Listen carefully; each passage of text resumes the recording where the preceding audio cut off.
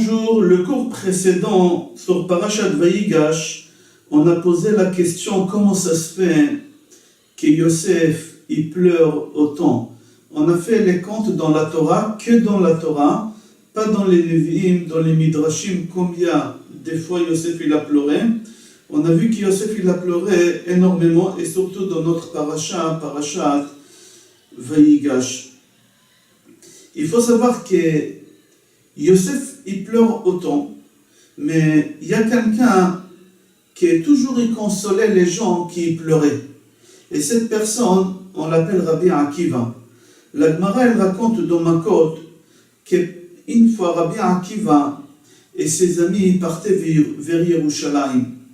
Et en rentrant à Yerushalayim, ils ont vu un loup qui sort de Beth Amikdash. Ils ont commencé à pleurer. Et lui, il rigolait. Rabbi Akiva, il rigolait. Chachamim, ses amis, lui ont dit, Rabbi Akiva, on peut savoir pourquoi tu rigoles? Ça te fait rire une chose pareille? Il leur a dit, je peux savoir, vous, pourquoi vous pleurez? Ils lui ont dit, oui, on pleure parce qu'on voit un loup qui sort de Beth Amikdash, de Kodesh HaKodashim. C'est marqué, Vechol Hazar Karev Yomat, chaque étranger qui rentre au Beth Amikdash, on doit le tuer. Et là, on voit qu'il y a des renards, des loups, tout le monde rentre. Alors c'est pour ça on pleure. Alors il leur a dit, justement, c'est pour ça je rigole. Continuez la suite de ce passouk où c'est marqué que chaque étranger qui va rentrer, il mourra. Là-bas, le passouk il continue et il dit que la délivrance après la destruction, elle viendra. Alors comme je vois que le début du passouk il est en train de se réaliser, qu'il y a des étrangers, des loups, des renards qui sortent de Beth Amikdash, c'est marqué dans le passouk. Mais moi, vous regardez le début du passouk. Moi, je regarde la fin du passouk. Certes, maintenant là, le début du passouk il est en train de se réaliser, et c'est pour ça que vous pleurez, vous êtes en train de regarder cette chose. Mais moi, je lis la fin du passouk. Et à la fin du passouk, c'est marqué là-bas que la délivrance finale, elle suivra. Alors ses amis ils l'ont dit, Nichamtanu, Akiva, Nichamtanu. Tu nous as consolé, Akiva, tu nous as consolé. Pourquoi ils ont dit deux fois consolé? On expliquera Be'ezrat Hashem ça. Il y a une autre Gemara qu'elle nous raconte qu'il y a des gens qui pleurent et que Rabbi Akiva il les console. C'est la Gemara Sanhedrin, page Kouf Aleph. Là-bas la Gemara elle raconte que Rabbi El-Azar, c'était le maître de Rabbi Akiva. Et Rabbi El-Azar, il était malade. Et Rabbi Akiva, avec ses camarades, ils ont monté à la maison chez Rabbi Eliezer pour lui rendre visite. Et au moment qu'ils ont rentré à la maison, les élèves, ils ont vu que leur maître, il était bouillant. La fièvre, elle a monté à 41 et demi. Et c'était déjà en danger de mort. Alors ses amis, ils ont commencé à pleurer. Et là, lui, Rabbi Akiva, il est en train de rigoler. Ses amis lui ont dit, Rabbi Akiva, même ici tu rigoles. Tu vois, notre maître, il est en train de souffrir, il va mourir, et toi tu rigoles. Il leur a dit, justement, moi je rigole parce que je le vois souffrir. Pourquoi? Il leur a dit, normalement c'est marqué dans la Torah, c'est lui qui a fait des péchés. Alors Akadosh Baruch Hu, des fois il lui paye dans ce monde bas, et des fois Akadosh Baruch Hu, il les paye et il lui punit dans le monde futur. C'est-à-dire c'est lui qui fait trop de péchés. Akadosh Baruch Hu, au lieu de lui punir dans le monde futur, il préfère lui donner des épreuves ici. Comme ça, il a le monde futur. C'est quelqu'un qui Hachem il aime. Akadosh Baruch Hu, il préfère le faire souffrir ici, lui donner l'enfer sur terre. Et il y a des gens qui font des péchés, mais Akadosh Baruch Hu, il veut les faire punir dans le monde futur, mais ici, il leur donne que du bien. Et c'est exactement ce que j'ai vu sur mon maître. Tout le temps, j'ai vu que notre Rav, il était heureux, il avait une vie extraordinaire, il était riche, il lui manquait de rien. Et moi, tout le temps, je disais, peut-être Akadosh Baruch Hu, il est en train de lui payer le monde futur dans ce monde bas, parce que peut-être il fait des péchés, on n'est pas au courant. Maintenant que je vois que notre maître, il est en train de souffrir ici, c'est-à-dire que c'est un tzaddik. Akadosh Baruch Hu, il préfère lui donner des épreuves ici, Akadosh Baruch Hu, il préfère lui donner l'enfer ici dans ce monde bas, et pas dans le monde futur. Alors que je vois mon maître en train de souffrir, je rigole de joie, parce que je suis content que mon maître il est en train de souffrir dans ce monde bas. et pas dans le monde futur. Ses amis lui ont dit, tu nous as consolé Rabbi Akiva, tu nous as consolé.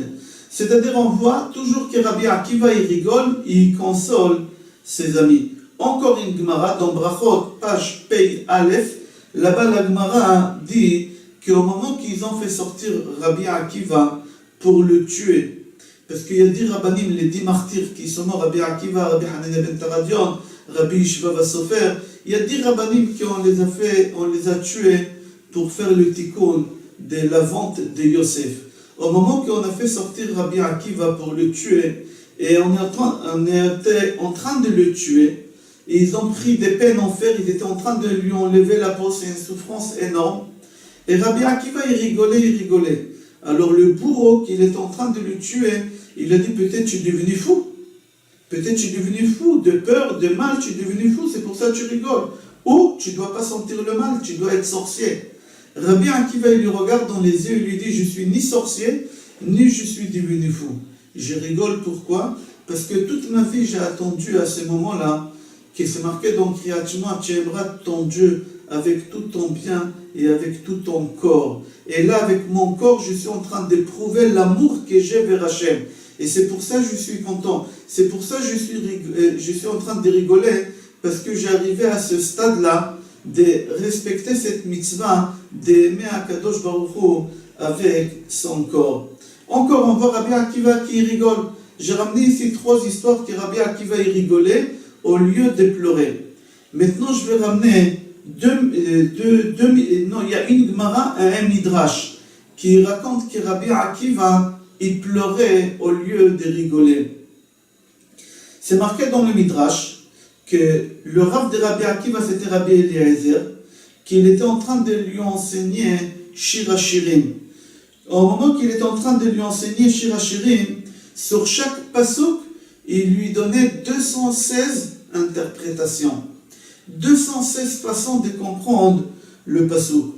Au moment qu'il est arrivé au pasuk, Samechoni ba'ashishot, Rapedoni batapuchim kicholat ahava ani, Rabbi Eliezer, il était en train de traduire à Rabbi Akiva, et Rabbi Akiva, il était en train de crier stop, arrête, c'est trop difficile, je n'arrive pas à supporter ça. Et Rabbi Eliezer, il s'est arrêté.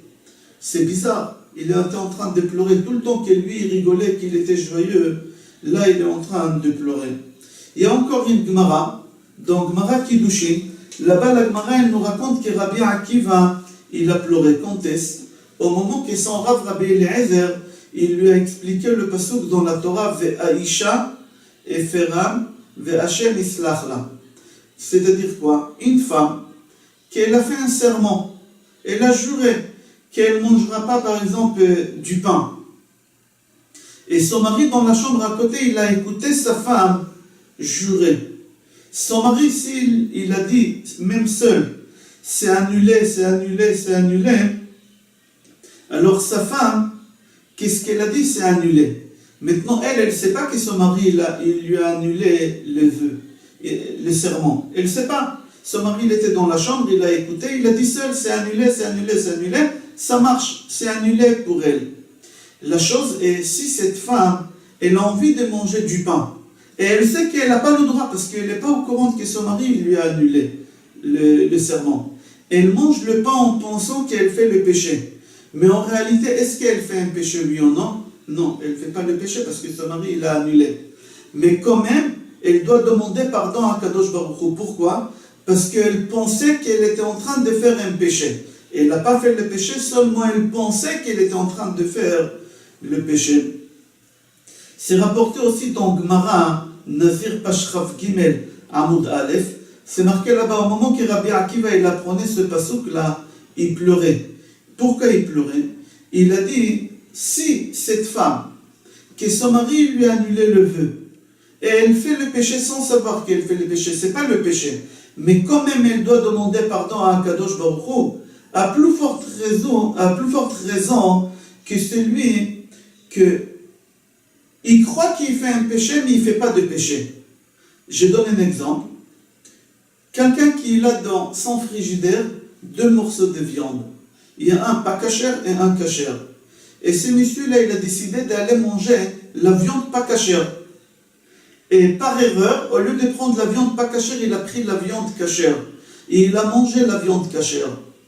Il n'a pas fait le péché. Pourquoi il n'a pas fait le péché? Parce qu'il a mangé de la viande cachère. Mais il a pensé qu'il était en train de manger de la viande pas cachère. Et il a voulu manger de la viande pas cachère. Alors on dit que lui doit demander pardon sur la pensée qu'il a eue. C'est-à-dire la pensée qu'il a eue, il faut demander pardon. Une femme qui a pensé qu'elle ne mange pas cachère, elle ne sait pas que son mari lui a enlevé le serment, alors elle est obligée de demander pardon parce qu'elle a pensé elle a pensé qu'elle était en train de faire un péché. Pour comprendre, qu'est-ce qui va se passer? Un homme qui a voulu faire du mal à son ami. Son ami, il avait un billet d'avion pour voyager en Israël. Et son ami, il est jaloux. Il est en train de tout faire pour qu'il rate l'avion. Il lui crève les pneus, ou je ne sais pas qu'est-ce qu'il est en train de lui faire. Il fait tout pour qu'il arrive en retard à l'aéroport. Et ça a marché. Le bonhomme, en fin de compte, il réussit à arriver à l'aéroport, mais l'avion est parti. Mais 2 heures après, on a entendu que l'avion il est tombé. Maintenant, ce bonhomme il a crevé les pneus et qu'il a tout fait pour qu'il n'arrive pas à l'aéroport. Est-ce qu'il doit payer ou il ne doit pas payer?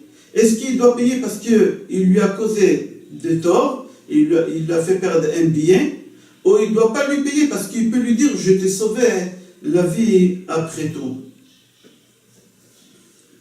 Alors on dit comme ça. Yosef, il a dit à ses frères, vous avez pensé faire du mal avec moi. Vous avez pensé à me vendre comme esclave.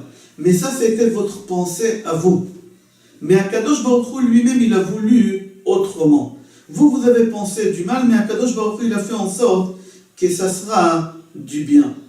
Mais vous avez seulement pensé, en fin de compte, vous n'avez rien fait. Vous m'avez rien fait parce qu'en fin de compte, le mal que vous avez voulu me faire, vous ne l'avez pas fait. Parce qu'en fin de compte, regardez, aujourd'hui, je suis presque le roi d'Égypte.